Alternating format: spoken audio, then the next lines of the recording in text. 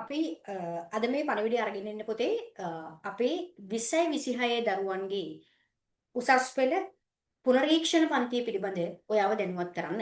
අපි මේ වෙද්දී පුනරීක්ෂණ පන්තිය ආරම්භ කරලා තියෙනවා. මේ වෙද්දී බොහෝ දරුවන් අපිත් එක්ක සම්බන්ධ වෙමින් ඉන්නවා. අපේ පුනරීක්ෂණ වැඩපිළිවෙලේ ඊළඟ අධීර විදියට අපේ සූදානම් වෙනවා ප්‍රශ්න පත්‍ර පන්තිය ආරම්භ කරන්න. මෙන්න මේ ප්‍රශ්න පත්‍ර පන්තිය පිළිබඳ තමයි අද මම ඔයාව දැනුවත් කරන්න මේ සූදානම් වෙන්නේ. එතකොට දැන් මේ වෙද්දී මාස කීපයක් තියෙන්නේ විභාගය සඳහා. ඉතාලම කෙටි කාල සීමාවක් තියෙන මාස කීපයයි තියෙන්නේ.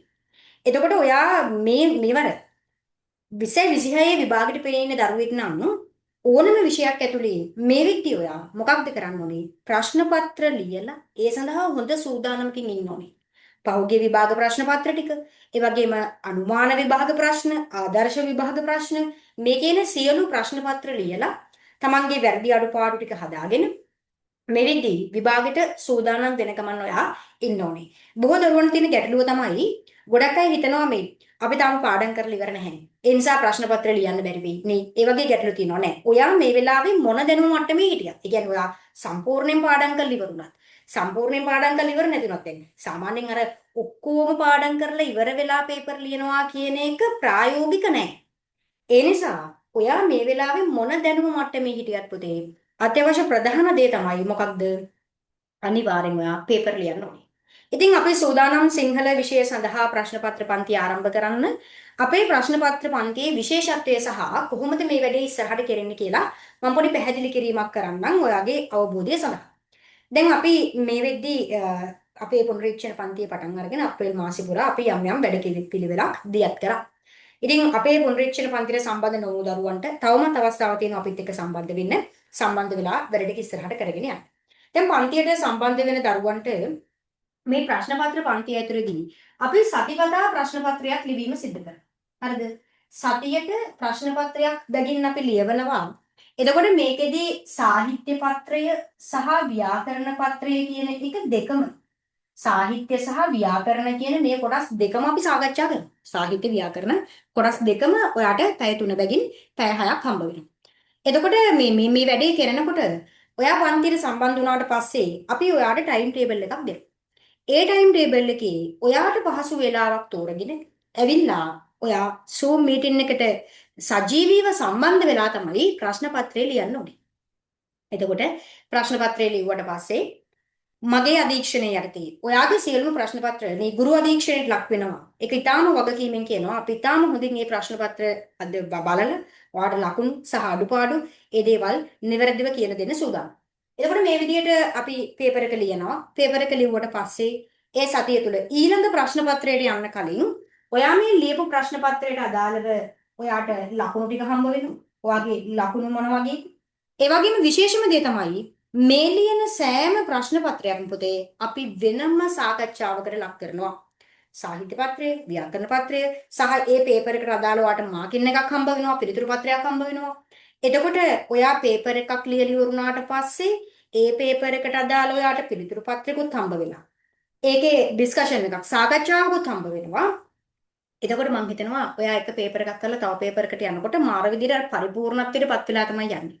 ඉතින් ඔය වගේ මේ මාස කීපේ පුරාවට ඔයා පේපර්ස් ලිව්වොත් ඔයා මේ වෙලාවේ මොන මට්ටමේ හිටියත් ඔයා ෆේල් වෙන මට්ටමේ හිටියත් S1ක මට්ටමේ හිටියත් C1ක මට්ටමේ හිටියත් B1ක මට්ටමේ හිටියත් මොන මට්ටමේ හිටියත් මේ මට්ටමින් ඔයා A1ක මට්ටමට අරගෙන අපි යනවාම තමයි. එතකොට ප්‍රශ්න පත්‍ර වැඩසටහන ওই විදිහට ක්‍රියාත්මක වෙනවා. ඔයාට මේ මාසයේ ඉඳලා අපිත් එක්ක සම්බන්ධ වෙන්න පුළුවන් ඉදිරි සතියේදී. ඒ වගේම අපේ පුනරීක්ෂණ වැඩපිළිවෙල අපි ආරම්භක සම්මන්ත්‍රණයෙහිමත් අපේ channel එකේ දාලා තියෙනවා.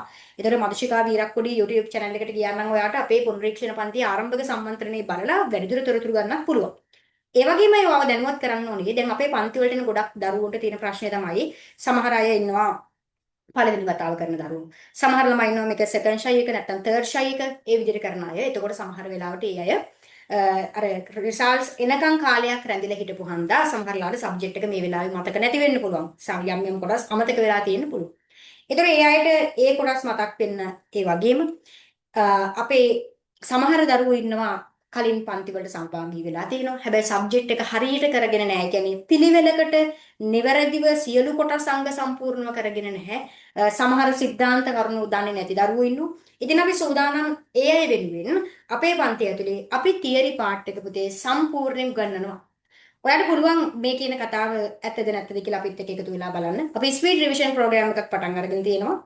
ව්‍යාකරණ සාහිත්‍ය කියන මේ කොටස් දෙකටම අදාළව සියලුම සමස්ත විෂය නිර්දේශය වාට උගන්වලා තමයි ඔයා විභාගෙට සූදානම් කරන්නේ. එතකොට ඔයා අපේ රිවිෂන් එකත් එක්ක සම්බන්ධ වෙනවා නම් ඔයාට හම්බ වෙන ප්‍රතිලාභ තමයි ඔයාට සියලුම කොටස් ටික විෂයට අදාළ සාහිත්‍ය ව්‍යාකරණ සියලුම කොටස් මුල සිට ඉගෙන ගැනීමේ අවස්ථාව හම්බ වෙනවා. ඒ වගේම පුනරීක්ෂණ පන්තිය ඔයාට හම්බ වෙනවා. ඒ පුනරීක්ෂණ පන්තියේදී අපි සාකච්ඡා කරනවා ප්‍රශ්නයකට පිළිතුරක් ගොඩනගන්නේ කොහොමද ਵਿਚාරයක් ලියන්නේ කොහොමද ඒ වගේම ඔයාව කෙටි ප්‍රශ්න පත්‍රයේ ඉඳලා සාහිත්‍ය පේපර් එකේ තියෙන කෙටි ප්‍රශ්න ටිකේ ඉඳලා ඡේද ප්‍රශ්න අවස්ථා හා සිදි සම්බන්ධ රසාස්වාද ਵਿਚාර මේ කියන සියල්ලටම ප්‍රශ්නෙන් ප්‍රශ්නෙට මම ඔයාව පුරුදු කරනවා. ඒ වගේම ව්‍යාකරණ පත්‍රයේ MCQ ටික, තෝරගන්න ප්‍රශ්න ටික, රචනාව, සාරාංශකරණය මේ කියන කොටස හරියම පිළිවෙලට පැහැදිලිව මුල සිට ඉගෙනගෙන වැඩසටහනක් අපේ යනවා. ඒ වැඩසටහන සමගාමීව පුනරීක්ෂණ වැඩෙත් ගිහිල්ලා ඊටර වාට සම්පූර්ණ විෂය පිළිබඳ අවබෝධය දෙනවා වගේම ප්‍රශ්නකට පිළිතුරු ලියන්න, ටයිමින් හදාගන්න මේ සියලුම කාරණා අපේ පුනරීක්ෂණ පන්ති ඇතුලේ සම්පූර්ණයෙන්ම අන්තර්ගතයි. ඒ නිසා අපි ඊළඟට පටන් ගන්නවා ප්‍රශ්න පත්‍ර වැඩසටහන. මම හිතනවා සිංහල විෂය හදාරන ඔයා සම්බන්ධ වෙන්න ඕනම පුනරීක්ෂණ පන්තිය තමයි මේ තියෙන්නේ. ඉතින් ආරාධනා කරනවා අපි අපිත් එක්ක සම්බන්ධ වෙන්න කියලා. සබ්ජෙක්ට් එක හරියට ගොඩ දාගන්න. ඒ වගේම ප්‍රශ්න පත්‍ර ටික වෙලාවට කරලා ලකුණු බලා ගන්න. සහ ඔයාට ප්‍රශ්න වලට උත්තර ලියන්න. අංග සම්පූර්ණ විදියට අපි පන්තිය නිර්මාණය කරලා තියෙනවා. ඉතින් ඔයාට පුළුවන් අපේ වැඩසටහනත් එක්ක සම්බන්ධ වෙලා බලන්න. ප්‍රශ්න පත්‍ර ටික ඔයාට ගෙදරටම එනවා. නිබන්ධන ටික ඔයාට ගෙදරටම එනවා. ඒ සඳහා අතිරේක මුදල් අය කිරීමක් නැහැ. පන්ති ගාස්තුව පමණයි. ඉතින් අපි සූදානම් පුතේ මේ විදියට මේ මාස කිහිපය පුරාවට අකණ්ඩ වැඩපිළිවෙලක් දියත් කරන්න.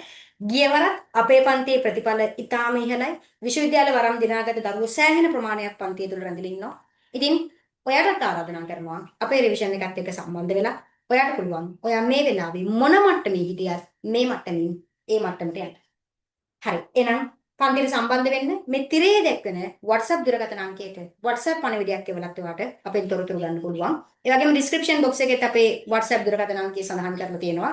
ඉතින් අපිට WhatsApp පණිවිඩයක් එවලා ඔයාට පුළුවන් අපෙන් වැඩි දුරතොරතුරු ලබා ගන්න. එහෙනම් අපි රිවිෂන් එකෙන් මුණ ගැහෙමු.